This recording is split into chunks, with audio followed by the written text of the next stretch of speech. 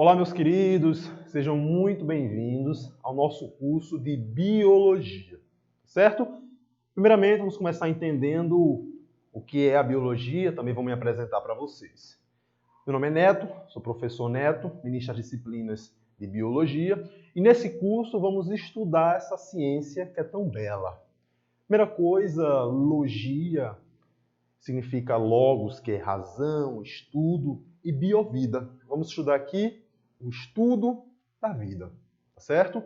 Pode ser que você esteja aí em casa, vai estudar para o seu concurso, seu vestibular, e precise dessa disciplina para conseguir alcançar os seus sonhos. Então, eu desejo para você todo desempenho e esforço nessa disciplina e nos seus estudos, tá certo? Estou aqui completamente à disposição. Vai estar de fácil acesso às minhas redes sociais, @prof.neto, também número de telefone para qualquer tipo de dúvida sobre o conteúdo, algum tipo de questão. Eu estou totalmente à disposição de você, aluno meu querido. O que eu indico de primeira é o seguinte para você: lápis e papel na mão. Indico principalmente você utilizar, por exemplo, canetas de 3 cores diferentes para conseguir variar e conseguir separar, por exemplo, assunto, tópico e explicação. Sempre recomendo isso. Eu sou um grande defensor do quadro como metodologia de estudo. Você vai conseguir montar o seu caderno e organizá-lo para conseguir melhor desenvolver o seu aprendizado, tá certo? Vamos iniciar hoje, nessa aula, estudamos um pouco sobre a origem da vida. Pode ser que você esteja em casa e me diga: professor, no meu edital não contempla esse assunto, origem da vida, seja para concurso ou vestibular. E está tudo bem, às vezes acontece. Contudo, é muito importante essa aula porque ele dá introdução à biologia. Como você vai entender o que é uma célula, o que é um tecido, como nasce um ser vivo, a nossa anatomia, nossa disposição e também a questão da nossa fisiologia humana, se você não entende o que é a vida, como se originou e as teorias por trás delas. Então, uma aula introdutória à biologia e que tem sim sua importância, tá certo? Vamos lá. Origem da vida. Histórico. Vamos começar por ele. Vamos ver histórico, também as teorias e as diversas contradições que têm relação com esse tema, tá certo? Primeiramente, um filósofo muito importante é Aristóteles. Ele, lá no século III a.C., estudou diversas ciências, né? Era um polimata, o cara era fantástico, estudava astronomia, filosofia, a medicina, as artes, e também ele foi dar pitaco no que a gente tem hoje como biologia, grande estudioso. Contudo, vocês vão ver que ele teve uma falha no seu processo de estudo e de pesquisa em relação a essa temática. Mas essa falha foi devido ao tempo, ao acesso à informação, que era, de certa forma, limitado. Ele não tinha a tecnologia, a disposição de conhecimentos que temos hoje, não podemos culpá-lo. Hoje você consegue qualquer informação pelo celular, na biblioteca de fácil acesso, através de livro. Você dá um Google, consegue facilmente resolver qualquer dúvida. Nessa época, não. Era necessário você ir em campo e identificar o problema. Deixa de enrolação, vamos falar um pouco sobre isso. Ele era defensor de uma teoria que veio a se chamar hoje de abiogênese. Vou repetir. Abiogênese. É o seguinte, o termo a, ele anula uma palavra seguinte, torna sem efeito. Por exemplo, qual é o nome que damos a uma pessoa que não tem crença em Deus? Primeiramente, Deus vem theos, então a nomenclatura fica ateu, uma pessoa que é descrente de Deus. Isso se aplica muito na biologia, eu vou bater muito nisso, que é a etimologia, o estudo da palavra aqui. A biogênese é alguém que não acredita que a vida surgiu pela vida. Porque é o seguinte, o termo gênese significa criação. Até aquele famoso livro bíblico, Gênesis.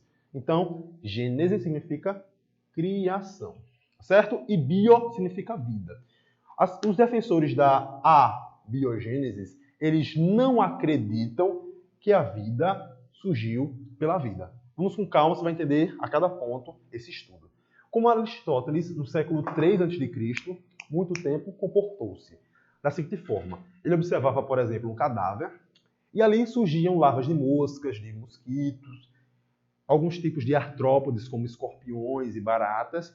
E aí ele começava a olhar e pensar, poxa, como esses bichos surgiram aqui? Hoje a gente pode imaginar que, pelo odor emitido pelo corpo, algum tipo de substância, esses animais eles foram atraídos para aquele cadáver. Mas ele, naquela época, com escasso informação, estudo divulgado no mundo, que não é como hoje, certo?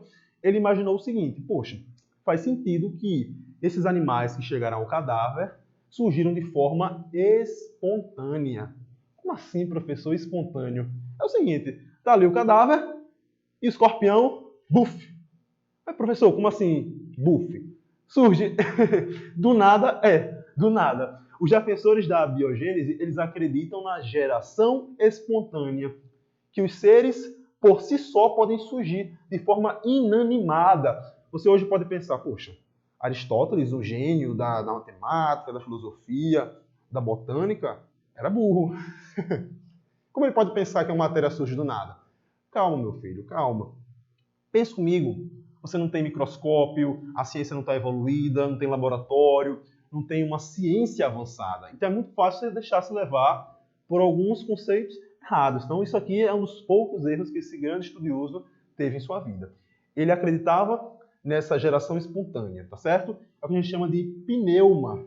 Pneuma é um sopro vital, também chamado muitas vezes em alguns vestibulares e concursos de fluido vital, que por si só a vida surge por um fluido inanimado que, através da matéria que não tem movimento, surge a vida, tá certo? Hoje a gente sabe que não faz muito sentido essa teoria e que ela não é aceita, mas, poxa, isso aqui era século III a.C., olha.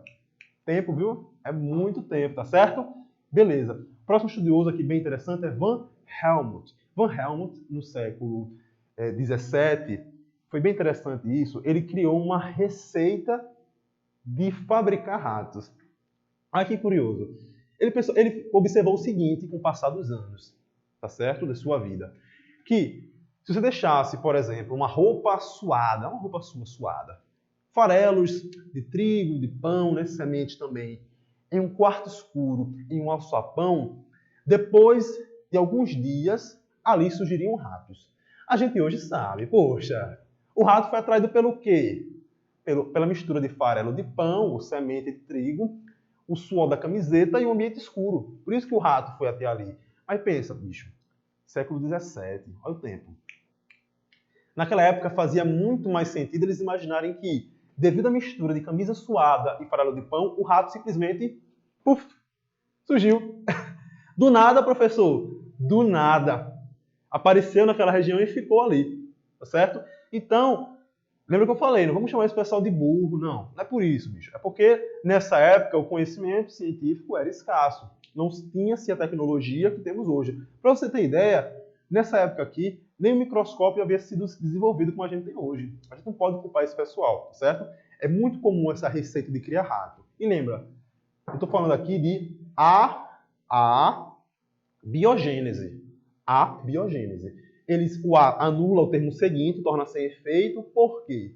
Eles não acreditavam que a vida surgia através da vida. É basicamente o seguinte, para eles, seres vivos podem surgir da matéria inanimada, a matéria que não tem vida, que não tem movimento, e também acreditavam na geração espontânea, que os seres por si só podiam surgir. Como eu falei, né, o pulo que eu dei aqui, né, que ele está ali e, puf, surge-se. Isso é a geração espontânea que essa turma da biogênese acreditava. Coisa que hoje a gente, evidentemente, sabe que não funciona. Hoje a teoria adotada é a biogênese, que a vida só surge através de uma vida que já existe. Outra coisa, pessoal, bem interessante. Vamos estudar um pouquinho agora a contestação dessas teorias, tá certo? É o seguinte. Temos um estudioso muito importante que é Francesco Redi, que já no século XVII ele fez alguns experimentos bem interessantes para contestar essa biogênese. Ele pegou 2 frascos e colocou. Ambos os 2 frascos, tem um pleonasmo, né? Mas nos 2 ele colocou um pedaço de carne, um bife, no outro também. Acontecia o seguinte, o pessoal daquele período via a seguinte situação. Se deixasse um bife em cima da mesa, começava, depois de algum tempo, a saírem moscas voando do bife. Aí eles, na sua genialidade, pensaram, que bacana! As moscas foram capazes de surgirem do nada através do bife de carne. Olha que viagem, bicho. Olha que viagem. Na verdade, não, né? A gente imagina que o bife estava exposto numa mesa, veio uma mosca de fora, pousou, depositou as suas larvas e depois, com o desenvolvimento, que outra mosca emergiu-se. Tranquilo, igual o rato. A gente sabe que o rato não apareceu do nada. E sim que, devido àquela mistura de camisa suada e farelo de pão, ele foi atraído. Certo? Cuidado com as questões de prova, com trazer esse entendimento. O que é muito comum, professor, de ser cobrado, é a descrição. Ela vai dizer, por exemplo, enumere as colunas em uma delas. Teoria que acredita que a vida surge de forma espontânea. Bacana, já bateu. Abiogênese. Aí depois, teoria que acredita que a vida surge de outra pré-existente. Biogênese. Beleza, bateu. Aí tá tranquilo essa questão. Tem outras que são muito mais complexas. Elas fazem todo um teatro para te enganar. Ela vai dizer, de uma matéria que não existia movimento, foi possível gerar-se vida. E isso é uma teoria que, por exemplo, hoje é adotada. Questão errada. Existe essa cautela. Existem algumas assertivas de concursos de questões de certo e errado que trazem esse entendimento. Tem que ter bastante reflexão para poder acertar, tá certo? Continuando aqui, falando um pouquinho sobre o experimento que contestou, ou seja, que lutou contra a abiogênese de Francesco Redi, ele fez a seguinte situação. Nos dois frascos, ambos com carne, um bife, em um deles ele tampou completamente. Botou uma tampa de alumínio. Isso inicialmente no experimento. Colocou uma tampa de alumínio vedando ele integralmente. Com o passar dos dias, vários e vários dias, ele observou o seguinte. Nesse primeiro frasco, que estava tampado com a tampa de alumínio de forma completa e integral, não surgiu nenhuma larva de mosca no bife. Nenhuma. Certo? Mas já no segundo bife, que ficou destampado, surgiram larvas de moscas nessa região. Aí, beleza, aconteceu essa situação. Então, o que as pessoas que defendiam a biogênese disseram? Opa, Francisco, aí você errou. Se você tampou integralmente o depósito, o vidro com bife, você impediu, você matou a pneuma, o sopro vital. Aí ele, meu Deus, que complicação. Vocês vão perceber isso aqui que é bem interessante. É uma briga. Os defensores da biogênese falavam uma coisa, mostravam um experimento, e os da abiogênese contestavam com outro experimento, ou tentando desmistificar o argumento. Isso foi, por vários anos e décadas, uma disputa. Um lançava um artigo científico em algum congresso, falando, olha, é dessa forma, caso de Francesco Redi. E logo depois, os defensores da biogênese falaram, opa, você errou. Quando você tampa completamente o vidro, você está impedindo a pneuma, o sopro vital, o fluido vital. Hoje você pode pensar comigo, professor, o que é um sopro vital? É quase engraçado isso. Como vou explicar o que é um sopro vital para você? Um fluido vital.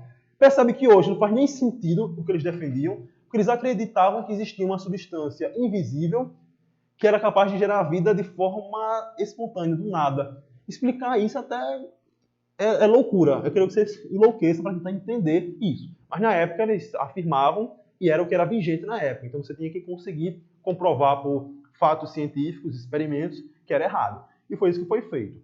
Na próxima vez foi o seguinte, ele pensou, poxa, a tampa de alumínio fechou completamente, então matou a pneuma, o fluido vital. Qual é a solução? Vou colocar gase, como a gente utiliza em ferimentos, por exemplo, que tem algumas perfurações nela. Colocando a gase, ele ainda assim impediu a entrada de moscas para colocar larvas dentro dessa carne, e mesmo assim, dessa forma, não aconteceu a questão de outras moscas emergirem desse primeiro frasco. Então, ele comprovou. Aqui, nesse primeiro frasco, a vida não surgiu do nada, de forma alguma. A vida só surge de outra pré-existente. E, novamente, no segundo frasco, ele deixou aberto, moscas depositaram larvas e nasceram outras moscas voando, emergindo da carne. Então, aqui ele comprovou. Está certo que a vida, no caso as moscas que saíram da carne, só nascem de outra vida que já existe. E no primeiro frasco, não. De nenhuma forma, não aconteceu isso. Bacana? Aqui não entrou na gase, porque as moscas tinham um tamanho maior que a gase. Aí os caras olharam, ficaram matutando, e falaram o seguinte, que larvas de moscas vão surgir apenas no frasco sem proteção. Beleza, Francisco, tranquilo. Mas é o seguinte, se você deixar esse pedaço de carne aqui em contato com o oxigênio por causa da gase, essa carne não vai ter moscas nela. Na verdade, é. Mas Francesco não escondeu todos os resultados. Depois de mais ou menos 1 mês, 2 meses, essa carne que ficou em contato com a gase apodreceu. Apodreceu. Em contato com o oxigênio. E a primeira carne que ficou completamente vedada numa tampa de alumínio, ela não apodreceu. Ficou íntegra. Então eles pensaram e concluíram. Opa! Existem organismos invisíveis a olho nu no oxigênio, na atmosfera, que estão por aqui, nos rodeando. Aí teve a descoberta dos micro-organismos, nessa etapa daqui, tá certo? Através de Van Leeuwenhoek. Mas calma, vamos acompanhando aqui essa situação. E aí, essa carne apodreceu, que foi explicado com outros pesquisadores. Então eles pensaram o seguinte: tranquilo, Francesco, isso é o pessoal da biogênese. Tranquilo, Francesco, eu acredito em você. Eu acredito em você. A vida pode surgir de outra que já existe, é verdade. Mas isso em seres grandes, fortes, até mesmo como moscas, que não são tão grandes assim. Mas no caso dos micro-organismos, que são seres invisíveis, que logo depois foram descobertos, alguns anos depois, para o pessoal da biogênese continuaram batendo na tecla. Continuaram. Aí começaram a dizer agora que os organismos que são invisíveis a olho nu são organismos que são capazes de serem gerados de forma espontânea. Você está aí em casa assistindo e está dizendo, professor, essa turma é teimosa, né? Não desiste. Meu filho, é verdade, é verdade. Vamos continuar aqui, você vai ver que essa turma é muito teimosa mesmo. É o seguinte. A descoberta de micro-organismos. Teve um cientista bem interessante, que é Van Leeuwenhoek. Ele tem uma história bem legal, daria uma aula inteira sobre a história dele. Olha que interessante, ele não era cientista. Ele era artesão, ele fazia roupa. Só que ele era um artesão muito bom mesmo. Então ele fazia microscópios rudimentares, na verdade eram lupas rudimentares, em que eles observavam os fios da roupa. Ele pegava, por exemplo, uma roupa, colocava uma lupa bem potente, começava a observar o fio dela, a olhar bem detalhadamente. Opa, esse fio aqui está dessa forma, está mais alinhado, está desalinhado, esse fio de seda é melhor que o outro. Então, com essa análise dos fios, ele pôde cada vez mais melhorar os seus produtos e vender melhores roupas. Por curiosidade, aconteceu a seguinte situação. Ele, produzindo cada vez mais lupas, ele produziu uma tão potente que não chega perto, claro, dos microscópios que a gente tem hoje em dia, mas que para aquele período era muito bom. Era muito bom mesmo. Então ele conseguiu pegar uma mistura qualquer de alimentos e colocando lá para observar, ele conseguiu ver organismos que não eram vistos a olho nu, mas que estavam ali. Que eram certas cavidades, era um buraco, mais ou menos. Que a gente entende hoje como célula, por exemplo, né? Começou a observar essas estruturas minúsculas, essas estruturas invisíveis, e aí houve a descoberta de seres microscópicos, que não são possíveis de verem a olho nu, tá bom? E ele começou a chamar isso de animáculos. Animáculos são micro-organismos que não podem ser vistos a olho nu. E, novamente, a galera da teoria da biogênese, aquela turma teimosa, né? Aqui eles aceitaram. Realmente, Francesco, realmente, a mosca que surge da carne, ela vem de fora. Não surge espontaneamente. Mas e os micro-organismos daqui? Como você pode me provar que eles não surgem de forma espontânea? Aí mais uma luta de mais cientistas pesquisando cada vez mais para conseguir desvendar e quebrar esse mistério, certo? Então aqui surge a primeira noção, das primeiras noções de biogênese, que é o seguinte, é muito importante esse detalhe, porque gênese, como eu falei, vai significar criação. E bio, como supracitado, vai significar vida. Então aqui acreditam que a vida foi criada através da vida. Então eles são defensores de que a vida só surge através de outra vida pré-existente. Pré-existente. Ou seja, já existe. É o caso da gente, né? Para conseguir gerar um filho, eu sou vivo, minha mulher é viva, é através da reprodução a gente gera um menino que é vivo. Basicamente dessa forma, certo? Beleza. Então, agora a gente precisa quebrar isso daqui, essa desgraça. Para eles, os micro-organismos agora podiam surgir de forma espontânea. A gente sabe que não. Então a gente tem um desafio de conseguir quebrar isso. Então vamos para mais 2 experimentos. O de Needham e Spallanzani. Professor, é importante saber esses nomes? Por exemplo, Francesco Redi, Needham, Spallanzani. Meu filho, é importante. Importante sim. Muitas provas de concurso, de várias bancas e também vestibulares, elas assimilam o nome do autor, do cientista, ao tipo de experimento. E às vezes troca. E aí que é o problema. Ela dá, por exemplo, o nome de Francesco Redi e cita o experimento feito por Needham. Se você não se ater a isso, você troca eles e termina errando a questão. Então é muito importante você se ater. Isso aqui que eu estou falando não é à toa, é o que cai em prova. É o detalhe incisivo. Eu estou falando abobrinha aqui, besteira. Então se atenha a isso. O que eu vou falar aqui cai em prova e é importante, tá certo? Então cada um desses temas, eles são cobrados e às vezes há a troca da teoria, tá certo? Vamos lá. O experimento de Needham, ele defendia a abiogênese. Vou fazer o corte de novo. Lembra que A está tornando sem efeito que a vida nasce de outra vida. A biogênese. Essa turma aqui é a que defendia que o rato surgia do nada. Lembra disso, tá certo? Ele fez o seguinte experimento. Ele colocou um frasco aberto, com caldo nutritivo, caldo de proteínas, misturado de água. E ferveu durante 30 minutos. E deixou o bocal aberto desse caldo.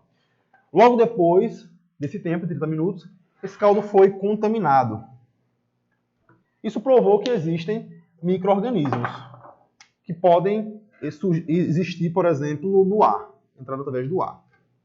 Só que aqui você não prova nada, por exemplo, de que ele vai ser gerado espontaneamente ou não. Mas para ele bater na tecla, não. Isso aqui está surgindo espontaneamente. Foi teimoso esse Needham e fez mais um experimento. O segundo experimento, ele vedou uma rosca, uma rolha, tipo de rolha, tá certo? Vedou após ferver por 30 minutos esse caldo e fervendo ele, vedado, tampado, ainda assim depois surgiram micro-organismos. Aí ele ficou, poxa, tá aí, bati, descobri tudo. Fervi o caldo, como eles mandavam, porque ferver esteriliza. Após isso, vedei ele com uma rosca, com uma rolha. Então, mesmo assim, surgiram micro-organismos. Aí os cientistas que defendiam a biogênese falaram, filho, nem assim não as coisas. Quem garante que a rolha não estava infestada já de micro-organismos? Ou que, por exemplo, existia uma pequena fresta aqui nessa rolha, porque ela não veda completamente, e o micro-organismo entrou. Me diga o que impede? Diga o que impede? Não impede.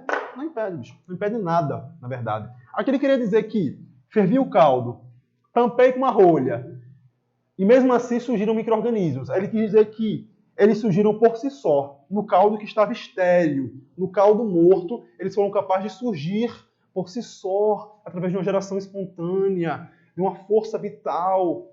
Pera, calma aí. Quem garante que essa rolha não estava com uma certa cavidade aberta? E aí? Beleza? Então, Spallanzani foi em contrapartida a ele para tentar desmistificar essa prova dele. Então ele fez o seguinte, primeiramente. Ele repetiu o experimento, pegou um frasco com caldo e ferveu por 10 minutos. Ainda assim o caldo permaneceu contaminado. Depois ferveu por 1 hora, mais tempo, mantendo assim ele estéril, que a vida ali não existiria. Permaneceu contaminado. Então Spallanzani ele foi sincero, ele mostrou as evidências que até mesmo inicialmente contrariariam ele, mas mostrou e evidenciou elas. Mas aqui cabe a mesma situação. Nessa situação daqui dele, que ele está repetindo o experimento feito por Needham, pode muito bem entrar micro-organismos em frestas de uma rolha. A gente sabe muito bem que, por exemplo, você vai comprar um vinho. Né? Você saca a rolha do vinho, tira ele, depois você consome apenas metade e vai pôr a rolha de volta. Ela não vai entrar completamente, até porque não é ideal, você vai deixar ela semi-encaixada. Ali é possível entrar micro-organismos e também sair micro-organismos daquele vinho. Aquela rolha encaixada na garrafa de vinho não vai vedar completamente. Você sabe disso em casa. Então, o Needham devia ter tido essa interpretação, e não teve, porque ele tem que vender o peixe dele nessa época. Sem bronca. Então, ele foi para o segundo experimento. Aqui é o primeiro, e aqui é o segundo experimento. Qual que ele fez diferente? Ele pegou o frasco, com caldo dentro, proteico, e no gargalo, em vez de ele colocar só uma rolha, ele passou um maçarico. Ele queimou, fez derreter essa estrutura. Derretendo ela, vedou completamente. E ferveu novamente. Ferveu por 10 minutos, mesmo assim o caldo permaneceu contaminado. O que é isso, professor, contaminado? Contaminado, bicho, é basicamente o seguinte. Ferveu o caldo por 10 minutos. Tranquilo. Ele ficou estéril. Ficou, por exemplo, neutro, com uma cor sem infecção, sem nenhum tipo de micro-organismo ali dentro. Logo depois de alguns dias, algumas semanas, esse mesmo frasco ele começou a borbulhar, por exemplo, a modificar a sua cor, a sua estrutura. Então mostra que aí tem micro-organismos, que foi contaminado. É basicamente isso. Então pega a visão. No segundo experimento, em que o gargalo foi derretido para ficar completamente vedado, após 10 minutos de fervura, esse símbolo do triângulo é fervura, ele foi contaminado. Mas após 1 hora de fervura, ele não foi contaminado. Então, Spallanzani chegou aqui, Spallanzani falou, acabou-se, acabou-se. Eu vedei completamente a estrutura e fervi o caldo por 1 hora. E não contaminou. O que significa isso? Conclusão, que os micro-organismos que entraram aqui e que entraram aqui só conseguiram penetrar a mistura, o caldo, porque existia uma abertura. Porque, afinal, aqui foi fervido por 1 hora, aqui também. E o que mudou? A abertura.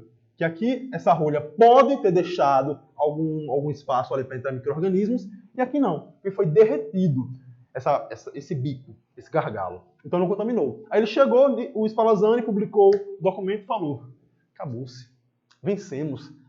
Biogênese venceu. Aí chegou o Needham e outros cientistas e falou, não, venceram não. Olha que cabas teimosos. E falaram o seguinte, o fato de você ferver por 1 hora o caldo, você vai matar o sopro vital, a pneuma. Aí ele ficou, caramba, bicho. Olha que nada a ver. Você ferver por 1 hora mata a força vital. Aí eles ficaram pensando, como eu vou contrariar isso? E aí surgiu um cientista muito importante, Louis Pasteur, que até hoje você utiliza os benefícios desse grande cientista. No leite que você toma na sua casa, no açaí que você toma, o açaí concept de sua cidade, você consegue utilizar as grandes pesquisas desse grande cientista, tá certo? E ele foi um dos que conseguiu desvendar esse mistério. Por quê?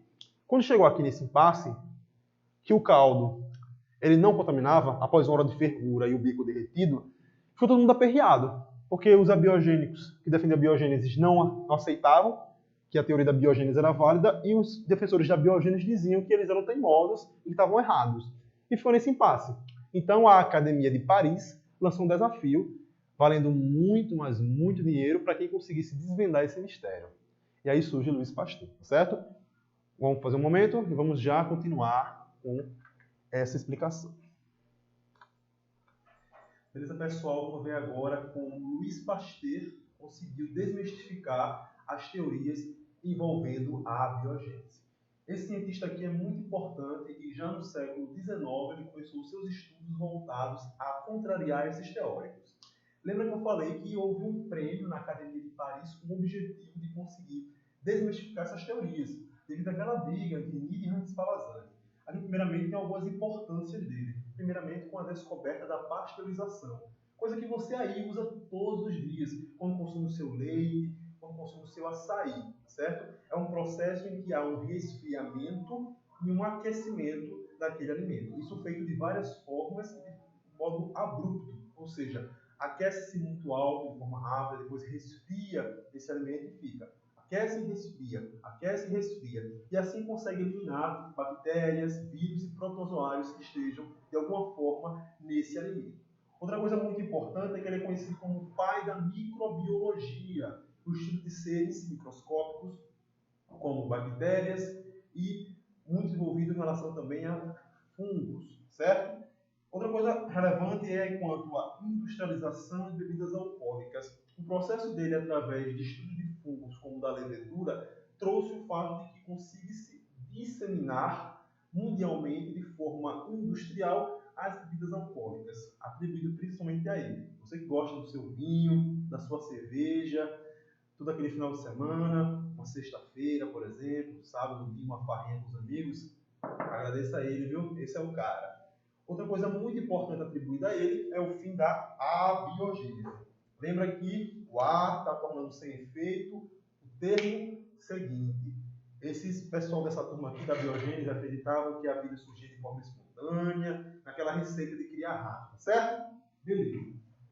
Como ele conseguiu dar fim a essa biogênese? Ou, principalmente, aquela briga que existia entre Nigma e Spallanzani. Lembra como terminou ela? Spallanzani, ele conseguiu, após ferver por 1 hora o caldo, mostrar que, após conseguir derreter o gargalo, o bicozinho dele, o maçarico, que não contaminava. Não contaminava. Aí o pessoal disse, opa, Spallanzani, você está matando a força vital, porque você está tampando completamente a região e ferveu por 1 hora. Você está matando completamente aquela força vital. Então, Pasteur trouxe a solução para isso. Ele construiu esse equipamento daqui, tá bom? Ele pegou um frasco normal, Spallanzani, e colocou um bico, pois foi um bico de cisne ou pescoço de cisne, que é essa região daqui. Vou até destacar ela aqui para você reconhecer. Essa região aqui. Beleza. Olha que interessante, o mais importante, ela está aberta. Então eles não podem alegar aquilo que alegaram com Francesco Redi, dizendo que você vedou completamente a entrada de oxigênio. Então você está matando a pneuma, a força vital. Aqui não. Já se precaveu ele para essa situação. Deixou uma cavidade, um buraco aberto. Ele ferveu o caldo, não 1 hora, menos que isso, para não dar a mesma alegação que teve com o Spallanzani. Ferveu por menos de 1 hora. Perceba que é um desafio, bicho. Está evidente que a biogênese não funciona. E mesmo assim você está dando murro em ponta de faca, tentando provar isso através de evidências, estudos exaustivos. Mas ele continua. Ele ferve, espera o caldo resfriar e passa-se vários dias e esse caldo não se contamina. Ele não borbulha, não tem nenhuma alteração causada por micro-organismos. Então, Pasteur se pergunta, você, meu querido, que defende a abiogênese, cadê a geração espontânea de micro-organismos? Eles surgiram do nada? Surgiu? Calma, beleza? Então ele pergunta, meu querido, surgiu do nada a vida aqui? E aí? Surgiu? Beleza? Então isso é bem interessante, essa proposta dele. Perceba, você fala o seguinte, professor, mas existem micro-organismos no ar. Como eles não entraram aqui nessa amostra? Pelo seguinte, eles ficaram retidos nessa região. Nessa região aqui. Eles vinham por essa entrada, mas não conseguiam subir esse gargalo. E ficavam retidos aqui. Então, a partir desse momento, eles não tinham essa capacidade mais de invadir essa região. Certo? Eles ficavam retidos nessa situação. E mesmo o caldo resfriado, depois de algum tempo, não ocorreu ela. Permaneceu, a gente pode dizer, incolume, ou seja, intocável. Essa palavra, esse termo é questão de prova, certo? O caldo, no experimento de Pasteur, após ser fervido, permaneceu incolume inicialmente. A questão está correta se via dessa forma. Presta atenção. Então ele fez o seguinte depois. Ele quebrou esse caldo. Quebrou esse frasco do bico de cisne e ficou dessa forma aqui, ó. Foi ele quebrado. Então, quando ele quebrou, os micro-organismos que estavam no ambiente conseguiram penetrar essa região. E aqui ele matou a biogênese. Mostrando assim, ó. Tame. Os micro-organismos não surgem de forma espontânea no caldo. Eles vêm de fora da atmosfera, do ambiente que nos rodeia, que nos circunda. E porque aqui não contaminou-se. E aqui ele findou, deu fim à biogênese, tá certo? Agora vamos para um bloco de questões. Eu sempre trabalho assim. Teoria, questões, teoria e questões, tá certo? Vamos lá? Beleza, pessoal, vamos lá responder algumas questões para revisar nosso entendimento, nossa teoria. Tranquilo, vamos lá. Em um experimento esquematizado a seguir, eu cortei a imagem porque não precisava, a gente lembra como foi o experimento de Pasteur, lembra do bico de cisne, isso é essencial, você tem que lembrar da figura, da imagem, do exemplo e puxar para as questões. Pasteur prepara frascos de vidros com caldos nutritivos. Vai destacando, tá? Caldos nutritivos. Vou pegar só aqui a canetinha que saiu. Foi. Vamos lá. Opa. Saiu aqui. Só ajeitar, viu? Beleza. Só um momento, pessoal, aqui. Pronto, foi. Vamos lá. Frascos de vidros com caldo nutritivo e amoleceu seus gargalos. Isso é importante, a gente fala até no experimento de Spallanzani que ele amolece também, mas aqui ele amolece para conseguir fazer aquela curvatura dele, a famosa curvatura. Amoleceu seus gargalos no fogo, que permitiu esticar e curvar os gargalos, deixando-os em forma de um pescoço de cisne. Isso aqui é o principal termo que a gente sempre lembra de Pasteur. Sobre o experimento citado, Pasteur conseguiu demonstrar que, letra a contaminação do caldo nutritivo se deu por micro-organismos provenientes do ambiente externo. E aqui, beleza, que a gente falou. O caldo contamina-se quando ele é quebrado, o pescoço do cisne, como a gente costuma chamar, e aí os micro-organismos que estão fora do caldo é que entram e contaminam ele. Lembra disso. Se a questão trouxer que o caldo, por si só, infectou-se, por si só produziu organismos do nada, isso não é biogênese, isso é abiogênese, que é a geração espontânea. Continuando após a vírgula, que conseguiram atingir o caldo após a remoção do gargalo. Questão alternativa muito bacana, descreve bem o experimento. Vamos deixar ela aqui no aguardo. Ela parece estar certa, mas questões de múltipla escolha, às vezes tem uma mais certa que a outra. Por enquanto, vamos deixar uma assim, aguardando a próxima leitura. Letra B. O caldo nutritivo do frasco com gargalo não deu origem a novas formas de vida, pois o oxigênio não conseguia entrar no balão de vidro. Meu povo, lembra que eu falei que o gargalo estava aberto? Estava aberto, entrava oxigênio. Só que os micro-organismos não conseguiam chegar até o caldo. Eles não alcançavam ele pela curvatura do bico de cisne. Tá bom? Mas o oxigênio entrava sim. Então a gente vai tornar essa questão errada por dizer que o oxigênio não conseguia. Conseguia sim. Completamente errada. Vamos para C. O caldo nutritivo do frasco com pescoço de cisne não continha os nutrientes necessários para o desenvolvimento de micro-organismos. Meu povo, caldo nutritivo. A questão está dizendo que o caldo nutritivo não é nutritivo? Como assim? Não faz o menor sentido. O caldo nutritivo é sim nutritivo. O próprio nome já diz. Dizer que não continha os nutrientes necessários. Questão completamente errada. Vamos para a próxima. Letra D. O desenvolvimento de micro-organismos não foi possível porque dentro do balão de vidro com gargalo não havia espaço suficiente para a multiplicação. Não faz o menor sentido, meu povo. Aqui na ponta do seu dedo, por exemplo, ou no meu dedo, é espaço suficiente para multiplicar micro-organismos. Em 1 centímetro é espaço suficiente. Como assim no vidro dentro de um recipiente não vai ser? Questão totalmente errada. E a A realmente é a correta, que foi validada pela gente, tá certo? Próxima questão. Vamos lá para o texto. Questão de certo ou errado. CESP. O apartamento em que Louis Pasteur residia com sua família em Paris foi transformado em museu e contém mais de 1000 itens de equipamentos e vidrarias utilizadas pelo pesquisador em seus experimentos clássicos, como os frascos do tipo pescoço de cisne que foram utilizados para a confirmação da teoria da biogênese. Lembra que bio significa vida e gênese, criação. Considerando as técnicas desenvolvidas por Pasteur e os experimentos por eles realizados, julgue o item subsequente. A constatação da esterilização, que é a partir da fervura do caldo nutritivo.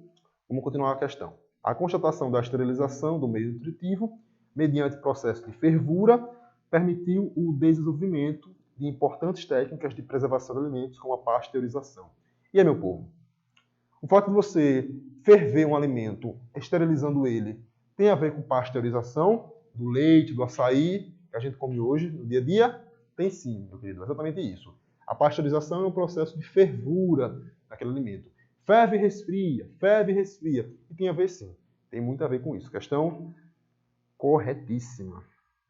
Vamos passar para a próxima questão. Vamos lá. O texto aqui em cima, o apartamento em que Louis Pasteur residia, o texto é o mesmo, muda-se somente a questão. Vamos lá. Julgue o item subsequente. Vamos direto para a questão. A estrutura dos frascos, do tipo pescoço de cisne, permite que se mantenha o contato entre o ar e o líquido utilizado como meio nutritivo. E aí, pessoal? Vamos lá? o que possibilita a proliferação de micro-organismos mesmo após a fervura do líquido. Uma questão muito interessante, tá certo? Bem boa essa questão. Vamos aqui trabalhar ela. Beleza? Vamos lá. Ela falou o seguinte, que a estrutura do frasco permite que se mantenha o contato entre o ar e o líquido. É verdade, permite sim.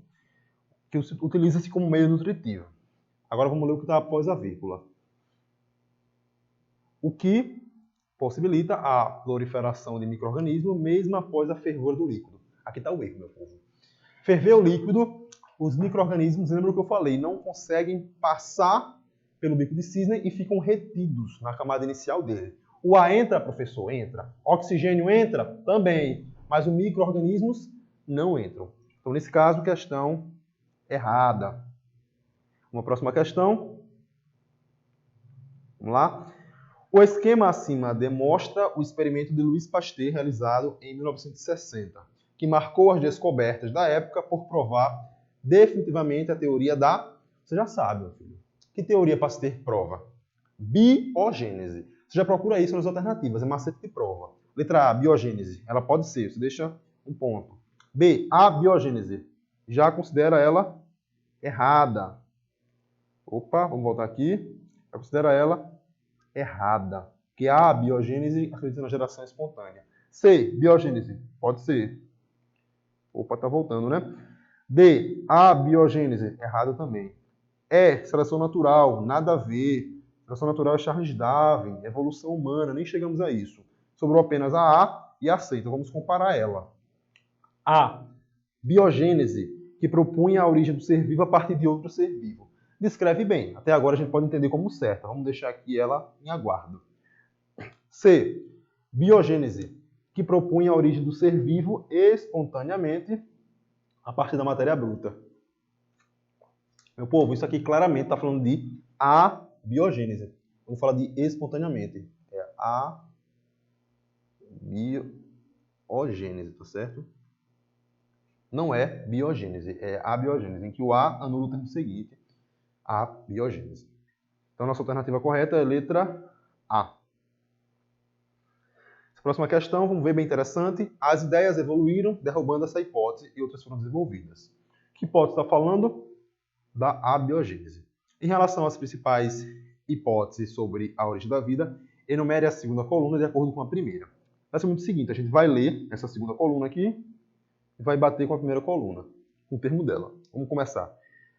Para sobreviverem e desenvolverem-se no ambiente primordial, os organismos primitivos necessitavam sintetizar seus próprios nutrientes. Bacana. Quando eu digo que um organismo precisa, por si só, gerar o seu próprio nutriente, estou falando de quê? Lembra que alimento significa trofia. Alimento, trofia. E você conseguir produzir o próprio alimento é de auto. A gente refere isso assim, né? Auto a si mesmo. Então, nesse caso, se enquadraria autotrofia, né?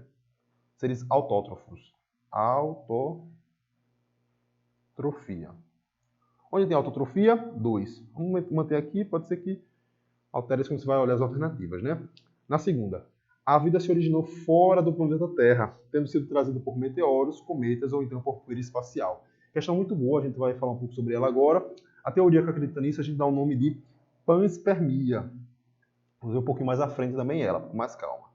Panspermia é uma teoria da origem da vida que acredita que ela surgiu de fora do planeta Terra, em que meteoros e meteoritos trouxeram formas pequenas de vida para a gente.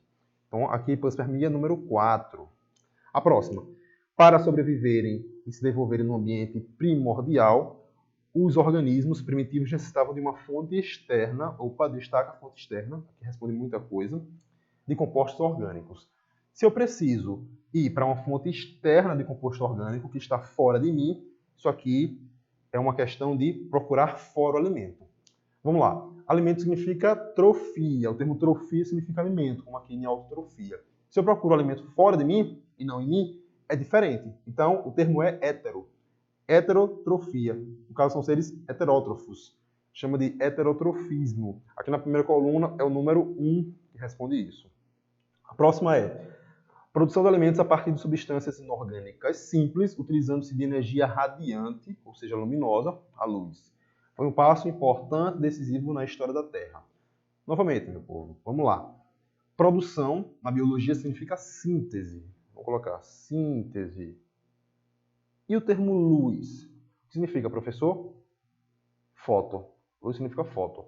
Então, o termo fica foto. Opa, deixa eu botar aqui. Fotossíntese. Foi demais? Pronto. Fotossíntese. Tá certo? Produção de energia através da luz. Número 5. Já o último, até meados do século XIX, os cientistas acreditavam que os seres vivos eram gerados de forma espontânea, através de corpos de cadáveres em decomposição. Está falando do que, pessoal? Gerado de forma espontânea. Claro que é a biogênese. Então aqui é 2, 4, 1, 5, 3 a nossa resposta, certo? Beleza? Vou mudar aqui a tela para a gente conseguir trabalhar essa parte. Então, meu povo, é o seguinte. Foi muito bom estarmos aqui reunidos nessa aula de Origem da Vida, tema muito importante. Finalizamos aqui essa parte do histórico da origem da vida. Vamos encontrar na próxima aula um pouquinho sobre as teorias e detalhar cada situação. E por agora é só. Quero agradecer a participação de vocês. Estão aí de forma ativa fazendo seu material. Já falei, qualquer dúvida me procura nas redes sociais. Vou estar à disposição para resolver qualquer tipo de dúvida de vocês, tá certo? Um grande abraço. O professor Neto está totalmente à sua disposição. Tamo junto!